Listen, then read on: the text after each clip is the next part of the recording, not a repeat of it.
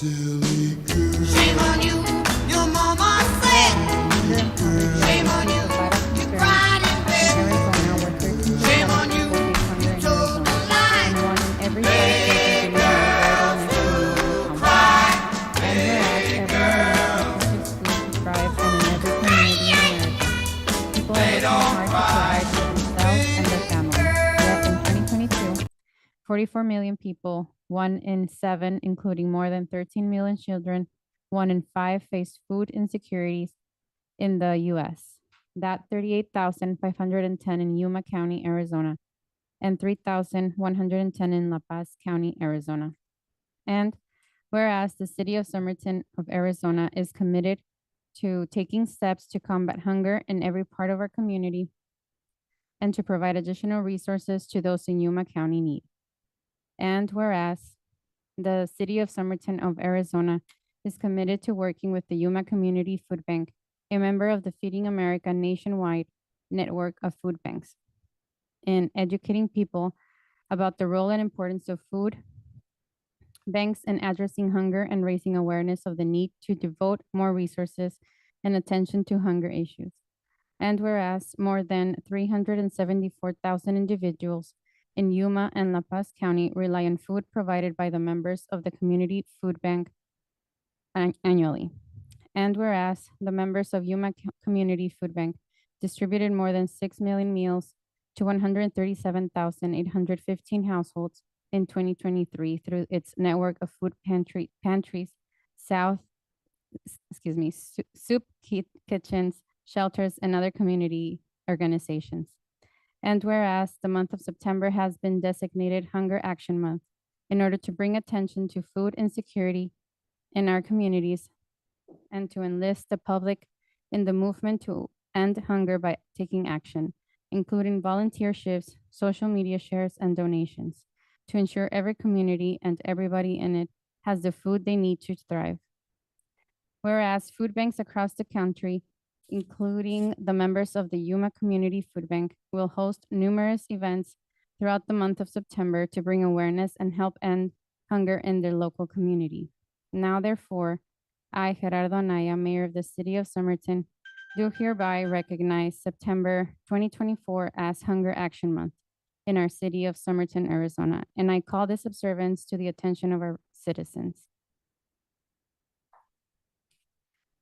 I want to invite Anita Maude from Yuma Community Food Bank to come up and receive the proclamation.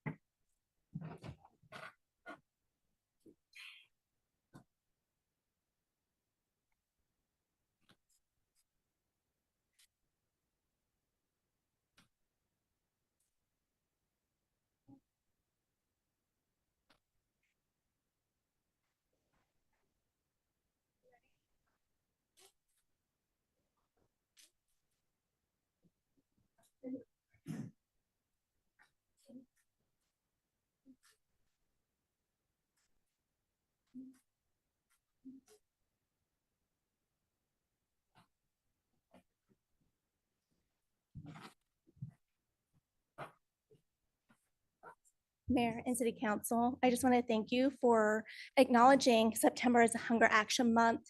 And we know that the need is great within our communities, and it's through collaborations with organizations like yours that we are able to, one, spread awareness of hunger within our communities, and two, meet that need within the community. Throughout the month of September, there'll be opportunities for people to participate. We highly encourage you to go to the Yuma Community Food Bank website, yumafoodbank.org, and learn more about how you can get involved, because every action matters. Thank you. Thank you. The second proclamation is Library Card Sign-Up Month. Whereas libraries provide welcoming and inclusive spaces where individuals from all backgrounds can learn and connect, bridging cultural, ethnic, generational, and economic divides, and strengthening the social fabric of their communities. Whereas libraries assist people of all ages in navigating life's complexities, offering access to research, information, and government services that enhance productivity and fulfillment. Whereas libraries boost the local economy by providing critical access to technology and training for job seekers, entrepreneurs, and students. Whereas during times of crisis, libraries and their staff play a vital role in supporting communities both in person and virtually.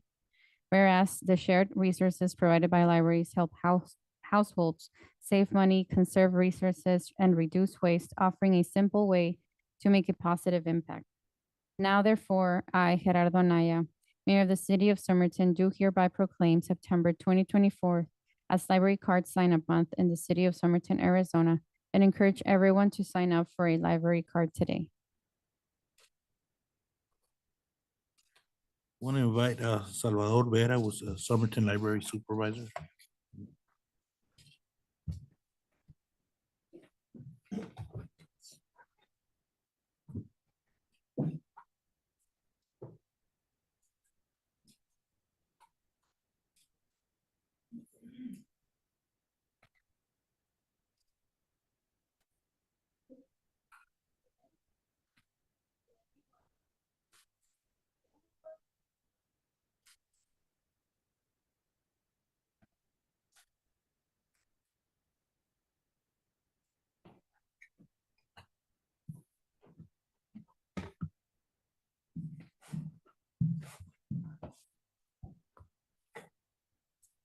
I invite everyone, mayor and council and public, to visit our libraries and get a library card.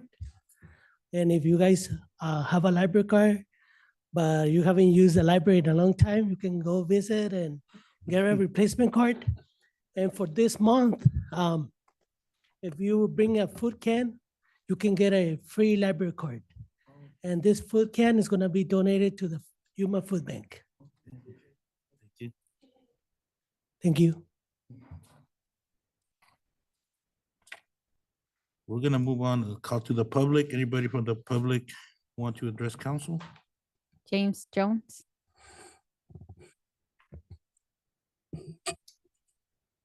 James Jones, Parks and Rec Director. Mayor and Council, I'd like to introduce our new recreational coordinator, Marlene Gonzalez. Have her say a few words before she heads over to the gym for the basketball championships. Mayor and Council, hello. My name is Marlene Gonzalez.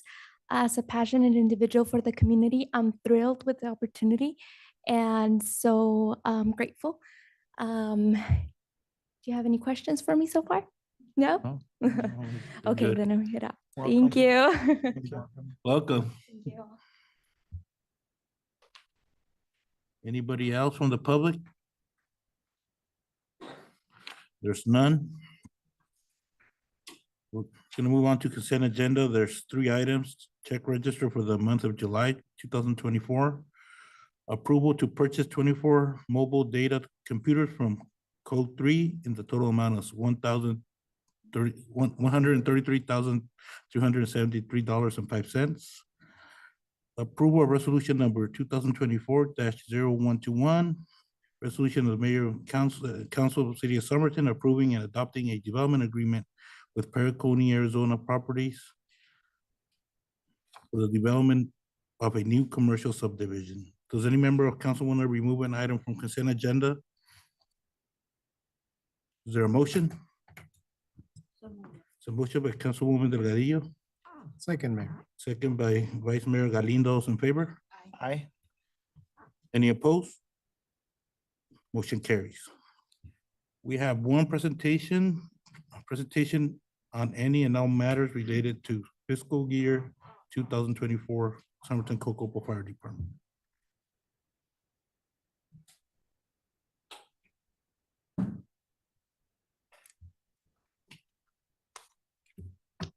Good evening, council. Good evening, Mayor and council members. I'm gonna be doing a presentation for the budget, for the billing for budget year 2024.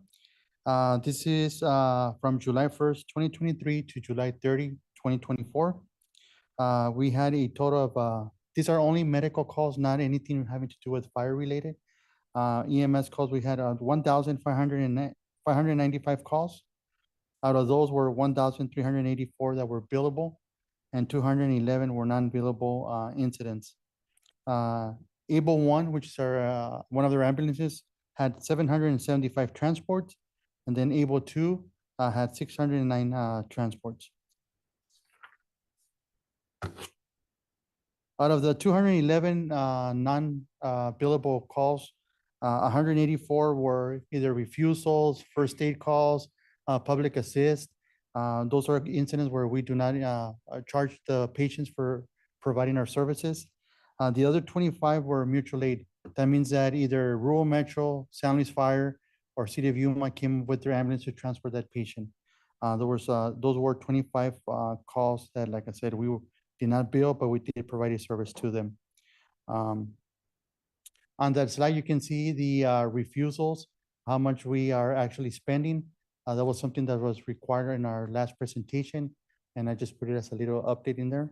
And that's how much how we're spending on the calls that we're responding, but we're not providing a bill for that service.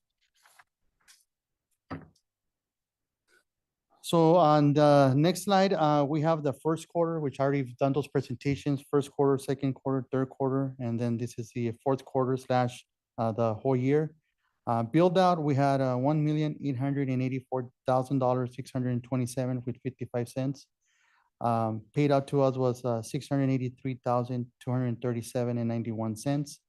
Now, Medicare, Access, and all those, they don't pay 100%, or any insurance. There's like a percentage that we actually get paid. So that's $534,430.51, which we would not be getting paid.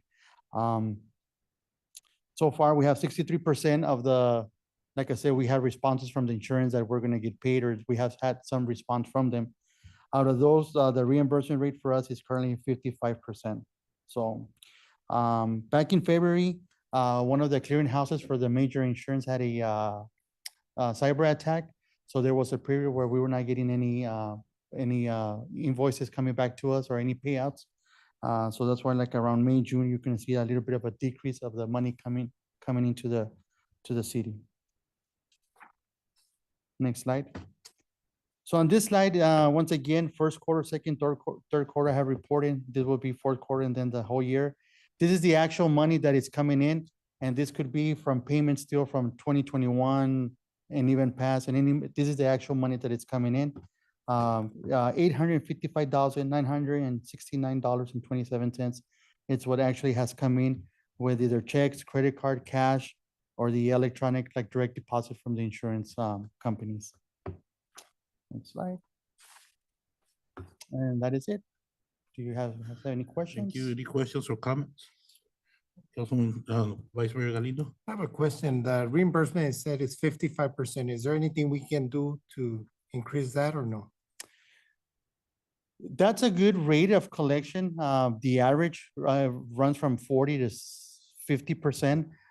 The only thing that we could do would be, and it's just time consuming, but trying to, for example, if we get denied, we do a follow-up, but then when we get that second denial, we can either like kind of like appeal it.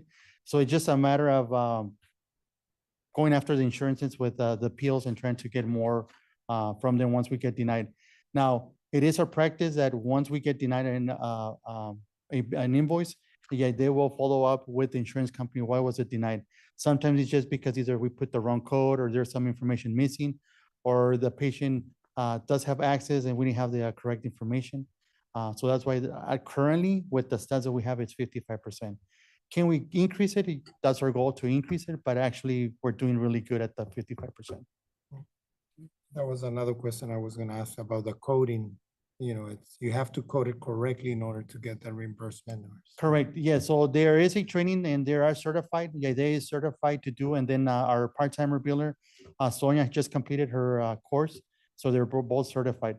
But once again, could be errors, or sometimes depending on the patient, the diagnosis that we actually put on the billing to the report that the paramedic writes, sometimes there might be a discrepancy which gets denied. We get it back and they will review it with the paramedic, and then they will resend it again with the correct coding. So it is a process that does take some time and it's time consuming. But like I said, I feel happy right now with the progress that we're doing. So One more question, sorry. You Vice Mayor, mentioned please. something about we're still getting some money from 2021, so there's not a like, you know, how insurance are, if you don't bill by this year, you won't get the reimbursement complete. So some Are of we them, some of the monies that we're still getting back is more of the people that don't have insurance, that we Okay. put them on a payment plan, or that we are going back and finding out that they haven't paid. And since they had no insurance, no Medicare, or anything like that, we still send them an invoice. And those are some of the monies that we're still getting.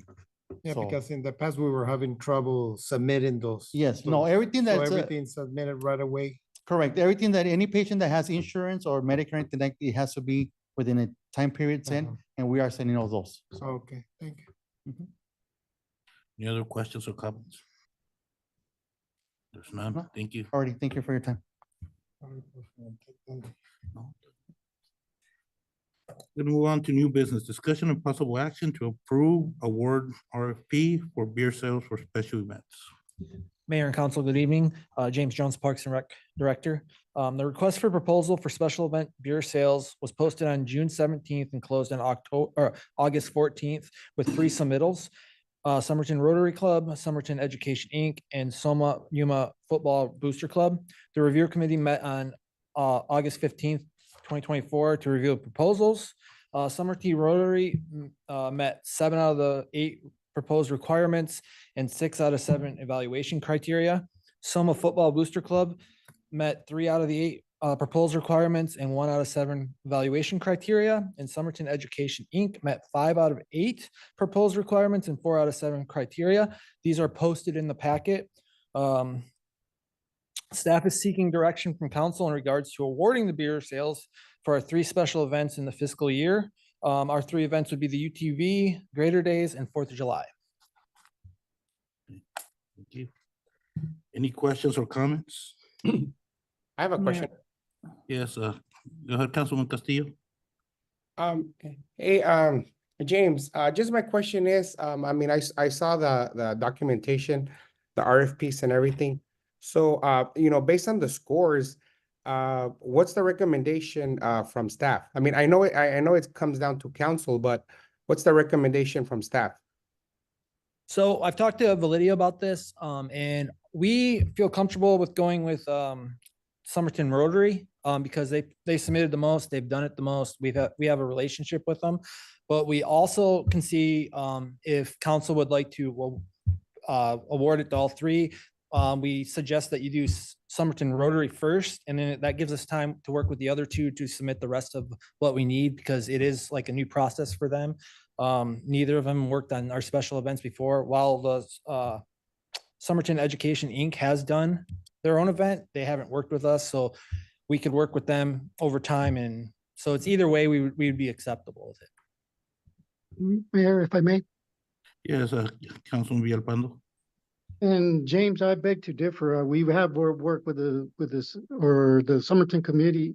The Somerton High School Committee has worked with the city before. The Somerton High School Committee has always complied with all the mandates by the city. But the intent of establishing a list was to, in order to give everybody that wanted to participate a fair shot. We have 3 events. If it was 5, I would like to give them all an opportunity and maybe just keep rotating it until you exhaust all of them and then you go back around. So, I mean, the only ones that are really new to it is the Soma Football Club. But even then, with guidance from staff, they should be able to comply with it. It's not a really difficult process. It's not something tedious or specialized. So I don't see a problem with all three being able to be given the opportunity. And maybe next year they might be 4 or 5, it might be additional ones. But it was at least from my recollection, it was never the intent of picking just one vendor. Any other questions or comments? Have Yeah. comments. On some of the scoring, I also looked at, I know that Soma Football Club didn't include in their packet their either their nonprofit status or their tax ID, but one of the requirements was to be a nonprofit or have some type of affiliation with a nonprofit. They weren't, that's the reason why they submitted. They do have their nonprofit status. I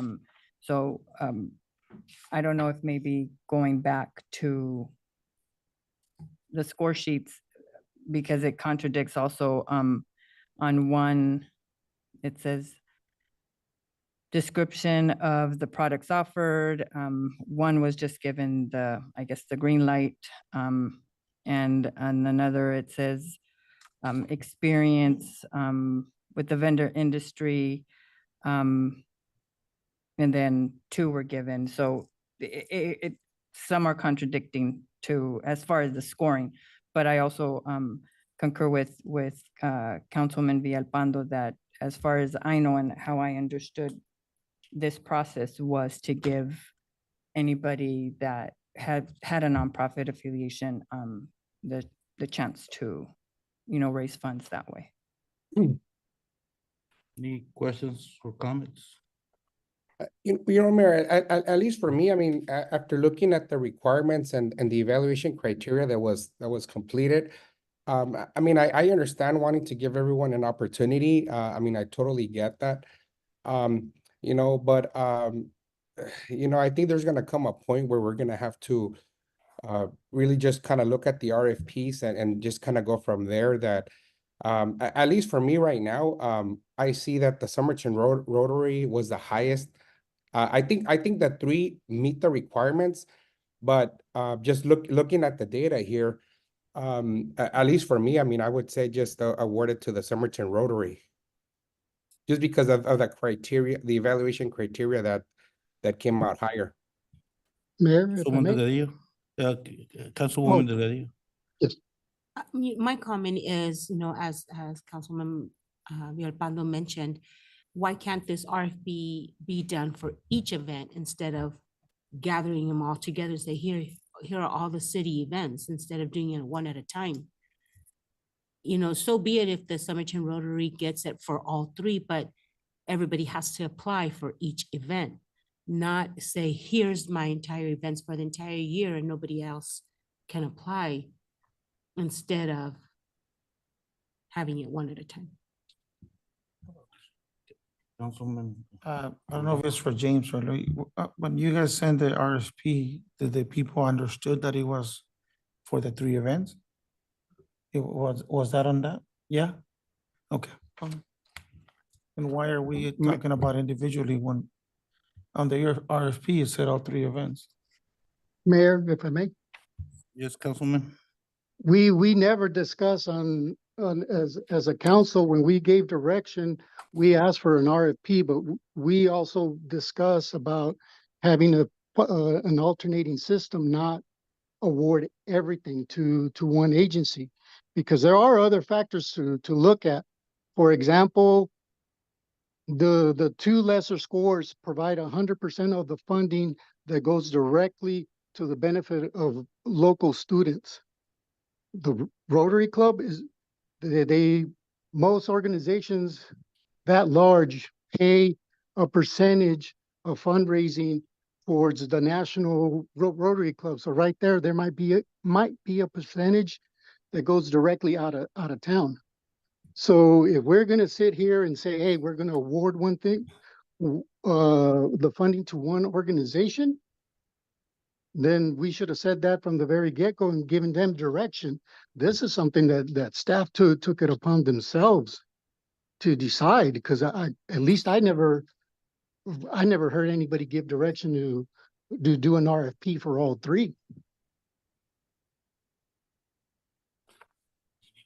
Mayor, if I may? Yes.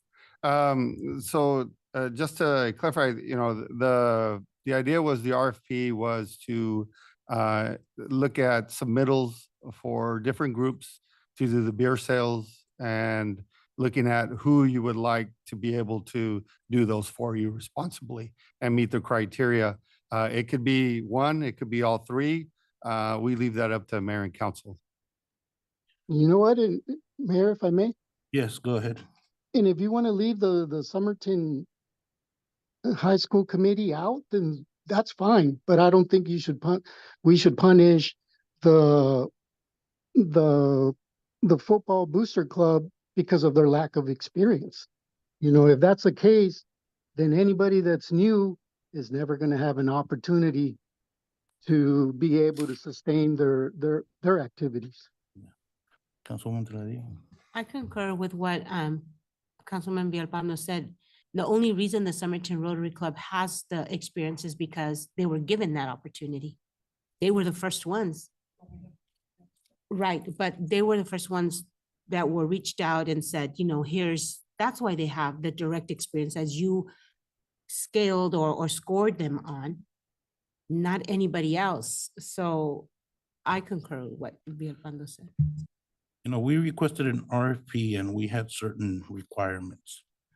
And some of them did not show the Soma Booster Club didn't show. There's mentioned that it's a nonprofit, but there was no documentation shown for them. Yeah. The Somerton Education Inc. did submit their nonprofit status, if I recall correctly, looking at it, and also Rotary. So at least that's a big part of the RFP. If we're gonna be filling in the blanks for not submitting, then why ask for RFP? The documentation was requested, it wasn't completed correctly, so at least one of the three, in my view, would be disqualified. Because yeah, if they haven't, they didn't submit it, or if council wishes, given an opportunity to resubmit, we could do that, but at least my feeling, why go out for RFP when there's incomplete RFPs? It's just, you know, we have a process.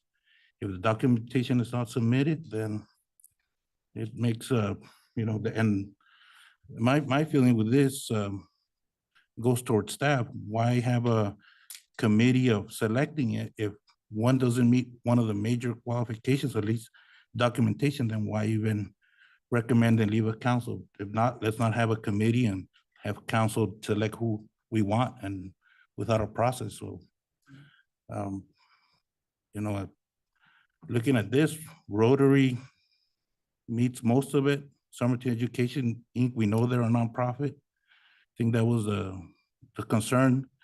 Soma Booster Club, it's, at least they didn't submit it. I'm not sure if they are, but. Vice Mayor?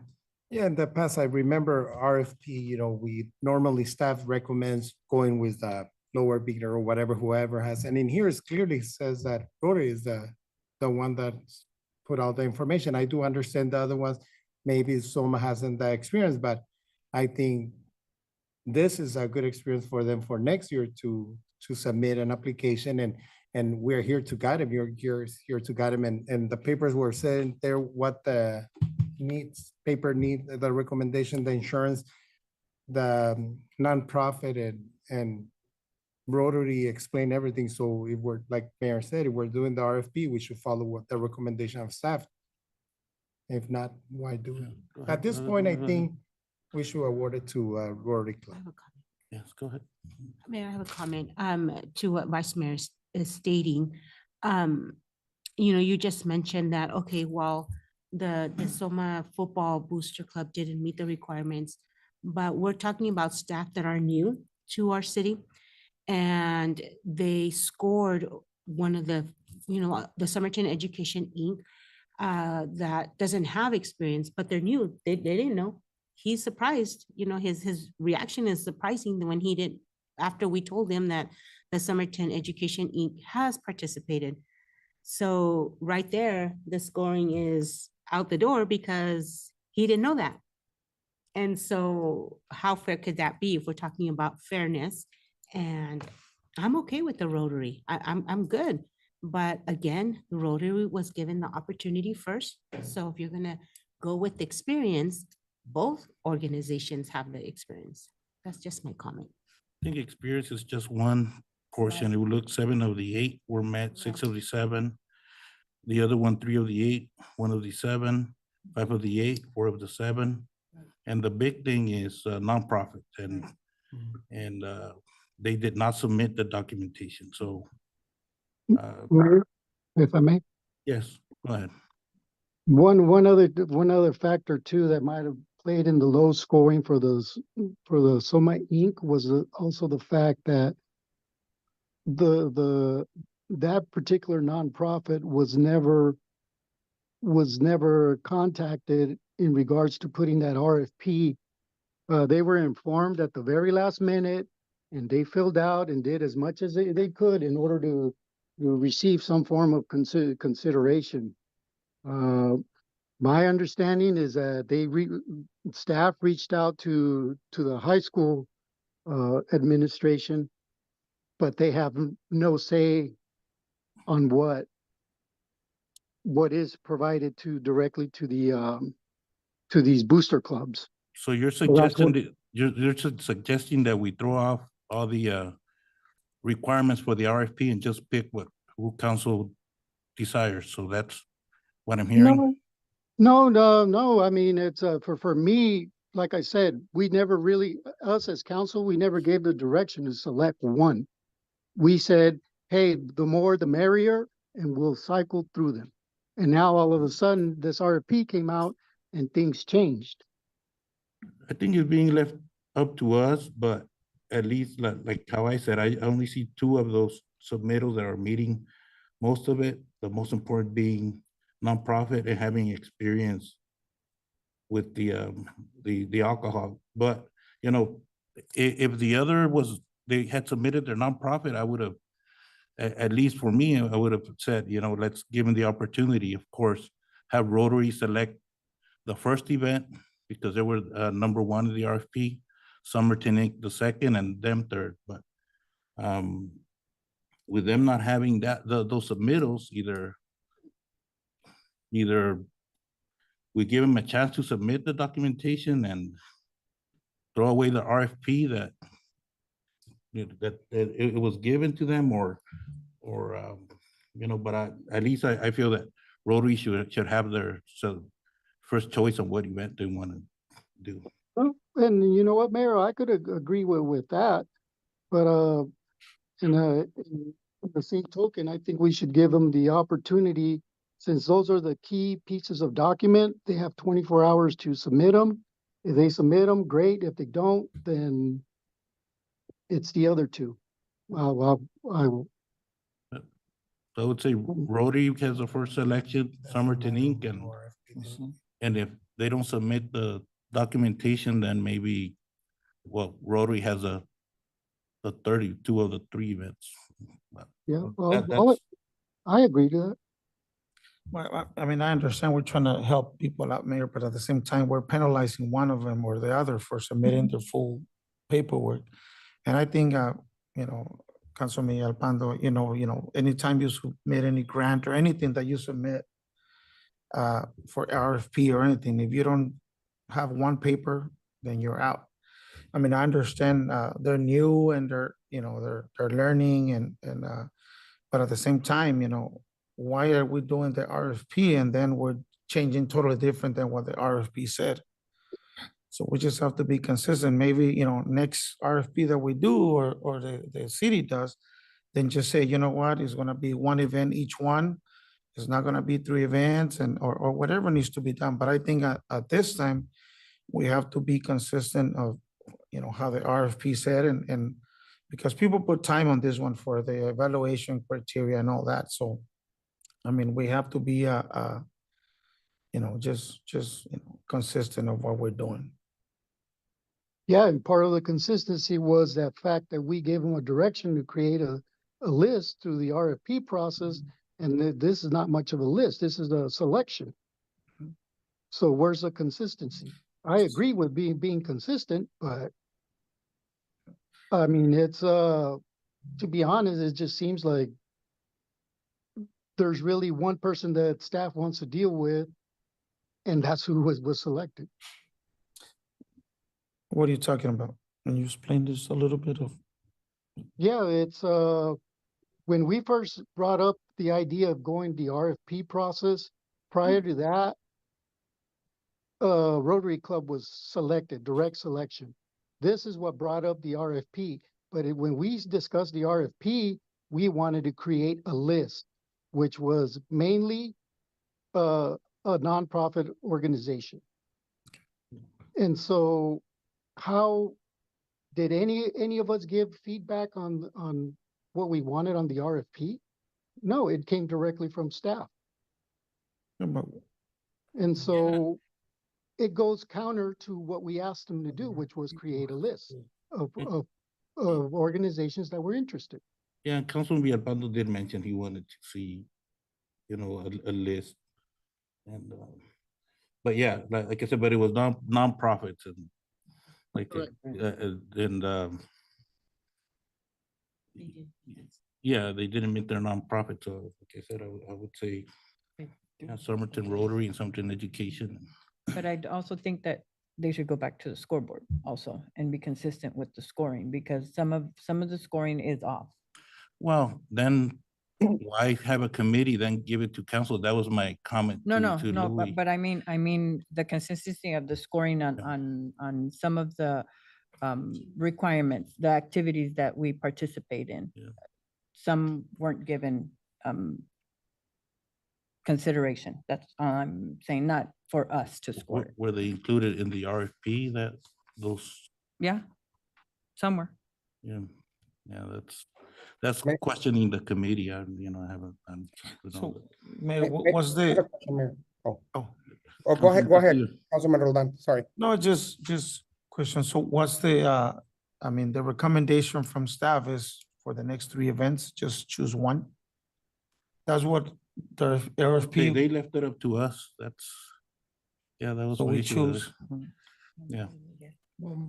At least my feeling is Rotary and Somerton Inc. with Rotary having First 2 of the choice. events. Yeah, first Yeah. choice. Well. Yeah. Fair. Any other questions or comments? Oh, Mayor, Castillo? I was just gonna say, I mean, I think we might be overthinking this too much. The RFP came out. I think call it a learning experience, a learning process for everyone. There's a lot of new people, whatever factors, came out. But to me, it's pretty clear how the requirements and the evaluation criteria came out. So, to me, I think we're overthinking it. Again, let's make it as a learning. I would suggest just take it as a learning experience, and this is our first time doing it. Hey, next time it's gonna be better. We're always gonna be improving the system. I mean, every time we do something for the first time, we can expect a perfect outcome or a perfect system to occur. So, to me, just looking at the data here, it's clearly who met who had the highest requirements and evaluation criteria. That's all I have, man. But the intent was to give the other nonprofits an opportunity. So I guess it was. And I guess what would we? I agree with Villalpando that's what he meant, giving the other nonprofits, not all the one special event to one nonprofit, but give it alternate. So, at least that's what when you gave that direction, that's what you were saying, right, Villalpando? Correct, Mayor.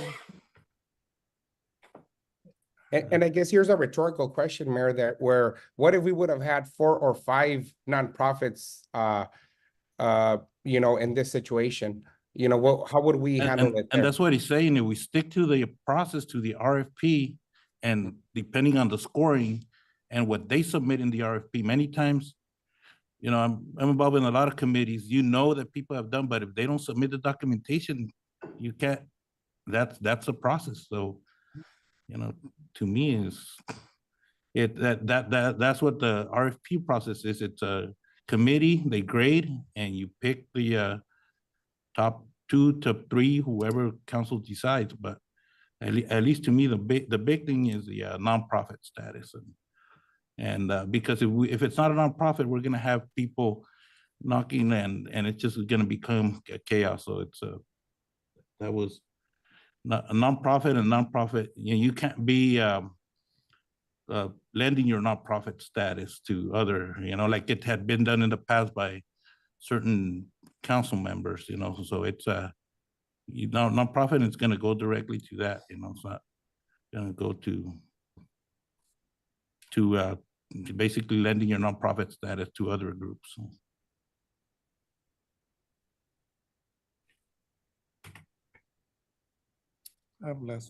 I feel that this shouldn't come to us to decide.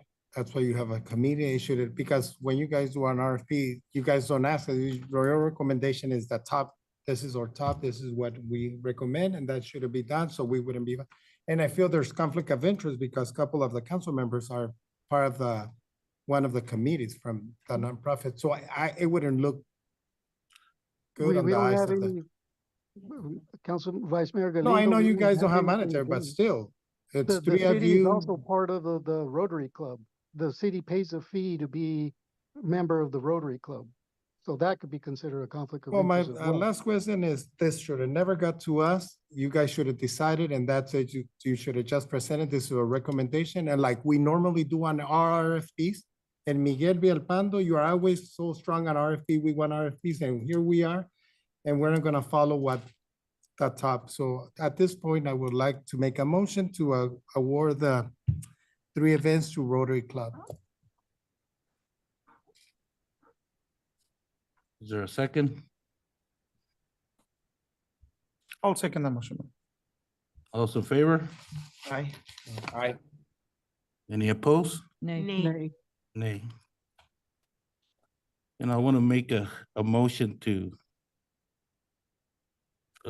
have Rotary Club the first pick of the 2 events, and then the Somerton Inc. have the other event.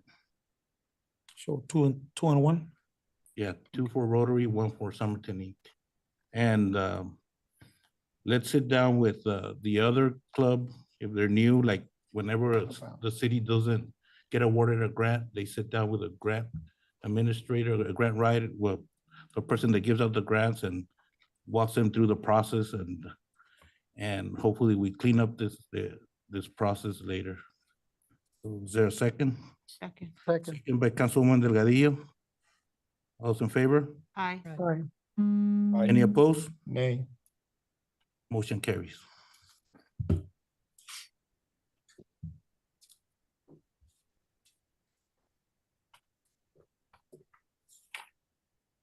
Item number 2, discussion and possible action to support Yuma County proposed transfer site location, County 19th and Avenue D.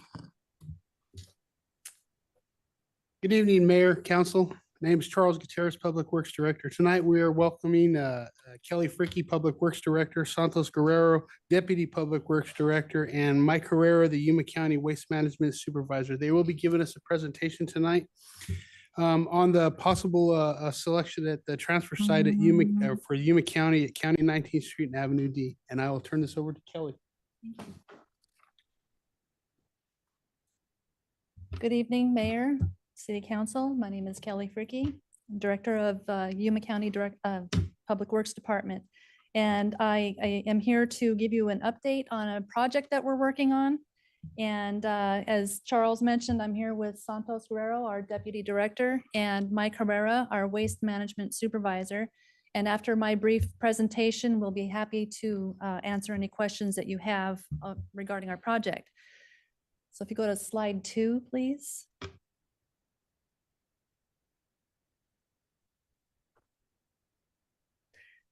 Yuma County is planning to construct a solid waste transfer station in South Yuma County. We've applied for a land use license from the Bureau of Reclamation for a 10-acre parcel located on County 19th and Avenue D and E. Once approved, the site will be developed for the construction, operation, and maintenance of a solid waste transfer station. This project involves land under reclamation jurisdiction, and therefore it's subject to review and approval under the National Environmental Policy Act. To facilitate this, we've engaged a local engineering firm to conduct an environmental assessment. The firm has completed 80% of the assessment and will finalize it once the engineering design plans are ready to go.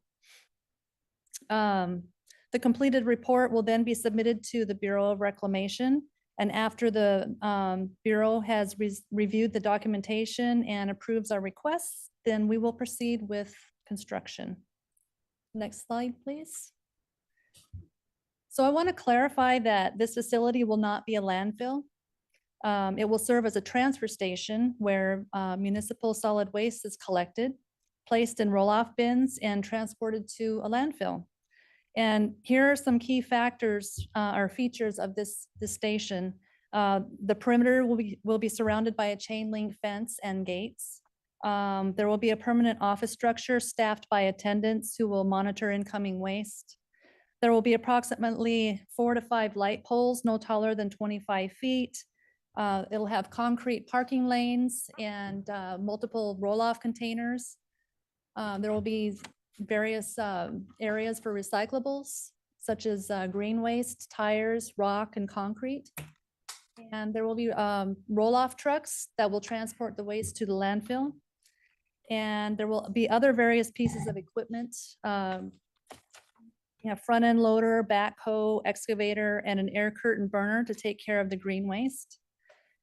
So the facility will operate similarly to our North Gila Valley transfer station by accepting household waste from Yuma County residents. However, we will not be accepting any commercial nor hazardous waste. As with the North Gila Valley Station, the majority of the waste will consist of mostly bulky items that don't normally fit in residential containers. And we will accept large items such as tires, appliances, and green waste.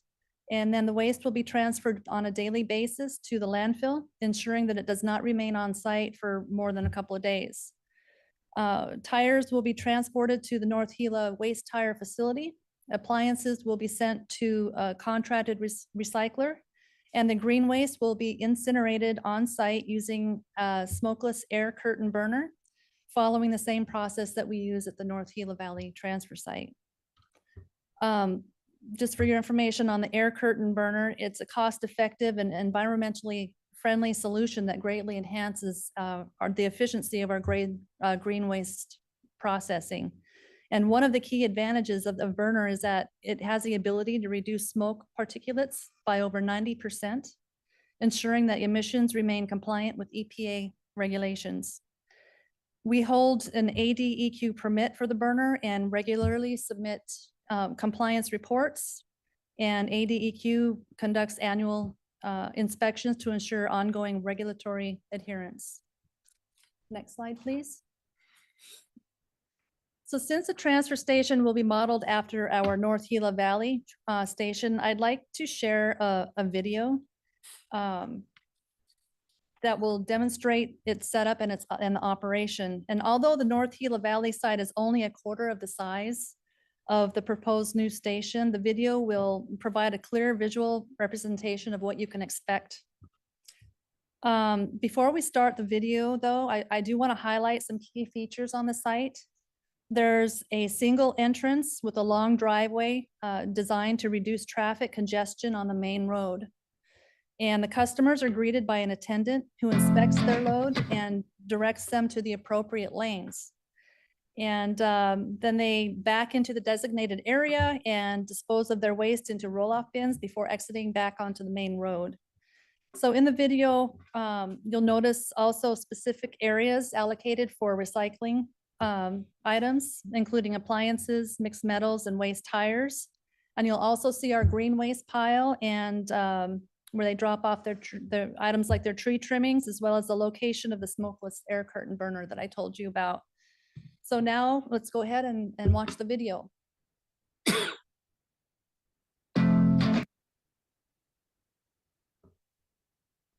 On the music.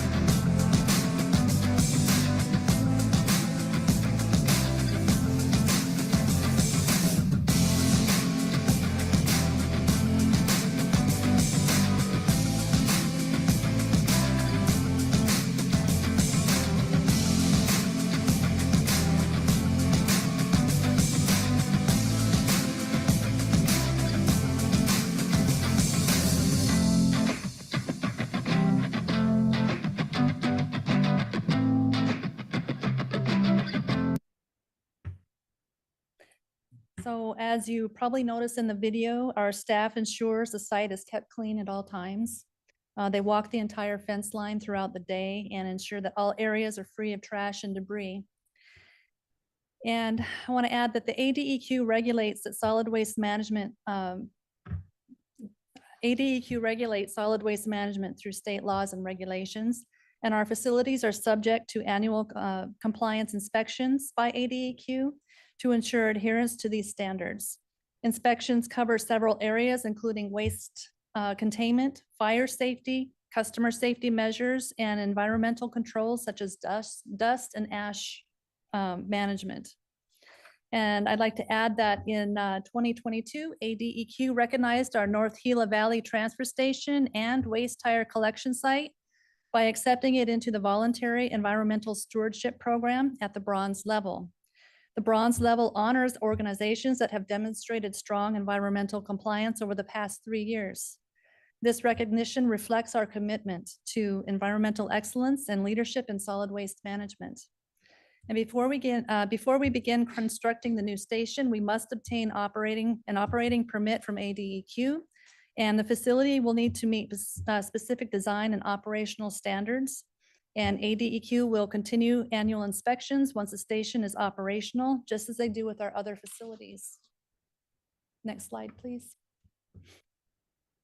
So once the land use license is approved and executed, we will go out for bid for phase 1 of construction, which includes grading, perimeter fencing, and establishing power. In fiscal year 25-26, phase 2 will involve adding 2 lanes on County 19 and completing the site build. We aim to have the station operational by the end of fiscal year 25-26. Next slide, please. So the establishment of the solid waste transfer station is crucial to Yuma County. It will address growing waste management needs of the expanding community. It will support the area's population growth, particularly in San Luis and Somerton, where demand for efficient waste management is increasing. And it will provide a convenient local disposal option for South County residents, eliminating the need for long-distance travel to other facilities. And it will reduce pollution, pests, health hazards, and by creating a cleaner and safer environment.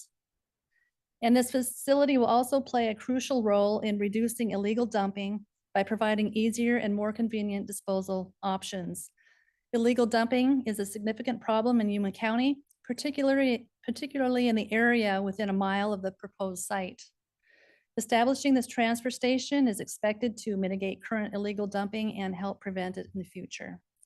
So in conclusion, this transfer station is essential for meeting waste management needs of South County, providing convenience to residents, enhancing environmental safety, supporting growth, and combating illegal dumping. Next slide, please. So I want to thank you for your time, and we're here to answer any questions you might have for us. Any questions or comments? Councilwoman Roldán? Would there be an RFP for this? No, just-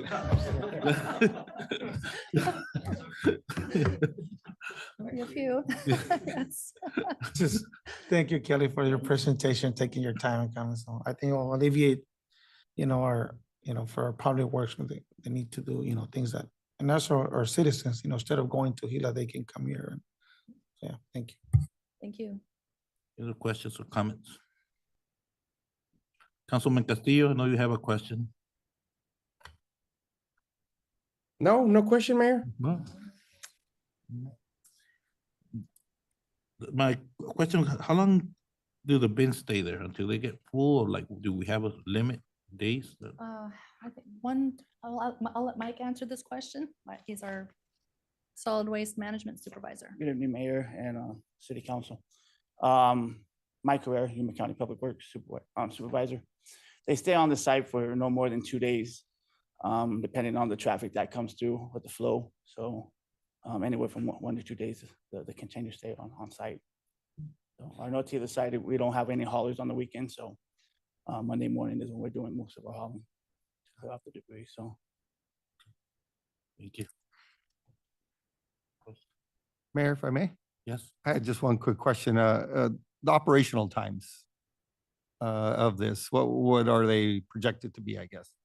Well, we're still working on that. We're thinking it might be open a few days a week, just to test it out and see how busy it is. And then, if we find that it becomes real popular and real busy, then we'll just ramp it up and open it longer, more days of the week. So at this moment, we're not really sure what days. So. Pardon me? Weekends, we're hoping for weekends. We will have to put an RFP out. We're gonna have, the first couple of years, we're gonna have Can a we decide contractor. who? First couple of years, a contractor will manage it, so we'll find out what we get back from our RFPs. But weekends we're wanting weekends. I know County Supervisor Martin Porsche will be happy. He was requesting this. Yeah. Charles, Thank you. thank you. Thank you, Kelly. And tonight,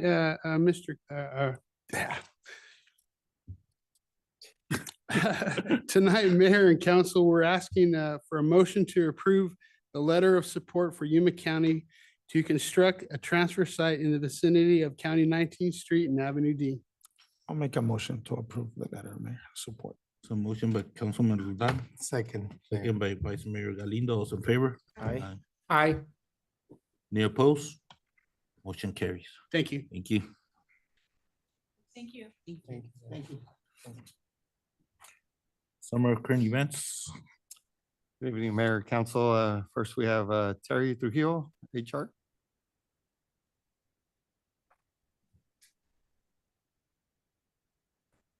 Good evening, Mayor and council members. Terry Trujillo from Human Resources Manager. Human Resources did provide some vector solution safety videos to employees to complete in a certain time frame. We sent them videos on fire extinguisher safety, active assailant preparedness, drug-free workplace, and workplace injury prevention. We also had a wellness event on Thursday, August 29th. We had 3 different times for all employees to attend or have a chance to attend. Dr. Galindo from Sierra Med was present to explain the Mexico insurance to the employees. We had about 40 employees show up to the event, and we had positive feedback from all the employees.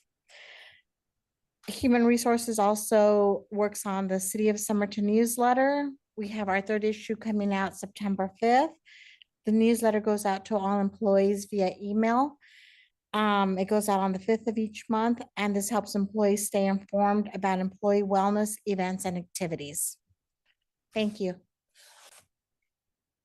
Chief Juarez.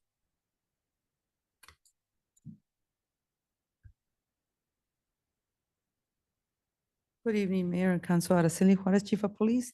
I have 2 reminders. We have the graduate, well, I apologize first of all, because I got late information for the graduation for one of our academy cadets. Is tomorrow at 1 p.m. at AWC. And then we have the Adult Academy starting on September 12th. We're inviting the public to enroll. We have information on our Facebook page. We have information on the city webpage. And this is going to be about a 6-week program. Thank you. Shawna Madell, Finance. Good evening, Mayor and Council. Chona Madell, Finance Director. I wanted to let you all know that we have our site visit scheduled for our annual audit. It's going to be in November. This gives us a running start to complete our audit for fiscal year 2024 by the end of December. I'm working on updating the procurement policy and getting a red line version ready for the procurement policy committee by the 1st week of October. And then I submitted the request for the actual evaluations for the council's retirement estimates, and that should be completed around the end of the month. Thank you.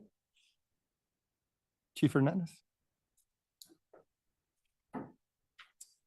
Good evening, Mayor, council members. Javier Hernandez, Fire Chief. You'll be receiving an invitation today for our September 11th memorial ceremony. It will be September 11, 9 a.m. at the Public Safety Facility, and hope you can join us. Thank you. And last, we have Charles Dutres, Public Works. Good evening, Mayor, Council. Charles Gutierrez, Public Works Director. On the streets, as you walk down the west Main Street pathway, the lights are running now. The batteries have been installed and they are up and running. On the wastewater division, the wastewater plant, remember last meeting, we had talked about a sinkhole. Taylor Engineering has removed the cone manhole in preparation for relocating the manhole and air relief. And that's it. Mayor, that's all we have. Councilman Castillo. Well, Mayor, I just want to, thank the city for, for really, investing in our professional development. I attended the League of Cities, some very interesting and informative sessions. I think my biggest aha moment was the artificial intelligence on public safety. Our city manager was there, our council member Delgadillo was also there. I think that was my aha moment. I think that can be a game changer within our city. If we, use artificial intelligence as a resource and a tool. I'm excited for that. And other than that, I mean, that's all I have, Mayor. Councilman Villalpando. I don't have anything, Mayor. Thank you. Councilwoman Gonzalez. Also want to thank the city. I also attended the League of Cities, and like Councilman Castillo says, a lot of informational meetings. I didn't get to attend the AI, but I look forward to the presentation that's gonna be coming up. I also wanted to remind, it's been posted, but we have the vaccine clinic this Thursday. They're promoting the flu vaccine now that we're almost entering the fall season. So it's this Thursday at the Cultural Center from 3 to 6. Councilwoman Delgadillo. I too want to thank the city and the council for this great League of Cities. Last year, I just went for a couple of days. This year, I was able to attend the entire sessions. I too attended that one. And I was very reluctant and I was hesitant and I was like, no way, no how, because a computer at the end of the day is a computer. And I felt that there was going to be a lack of empathy for the 911 but just sitting there and going through that session was also my aha moment, and it was incredible. It was so incredible. And but again, at the end of the day, it's a computer. I do look forward for that session or that call that we're going to have, and I hope both chiefs can be there because their input will be very, very crucial and very important. But it was amazing. It was amazing, and just how technology has advanced, and it was great. And I also want to thank council for selecting me to carry the flag. I mean, I know it's not a big deal, but it was a big deal to me. And thanks. That's all I have, Mayor. Councilman Roldan. I have nothing, Mayor.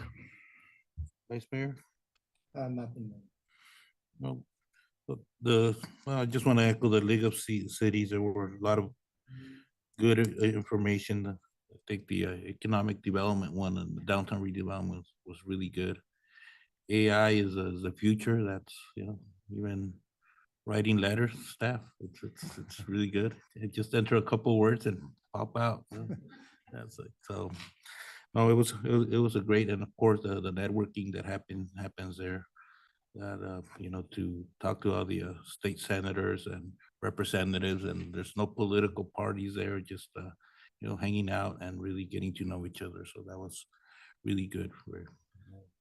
Mayor, if I may. Yes. I forgot our Parks and Rec, but I'll go ahead and just mention it because I think it's very important.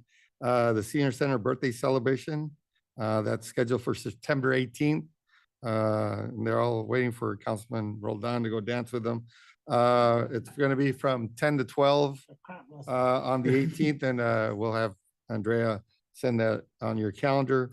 And then again, tonight and tomorrow and Thursday are the championship games for the basketball league at the gym. The 7:30 each night, so sorry about that. It's 8:07, meeting's adjourned. Que las luces, a ver cómo se ve.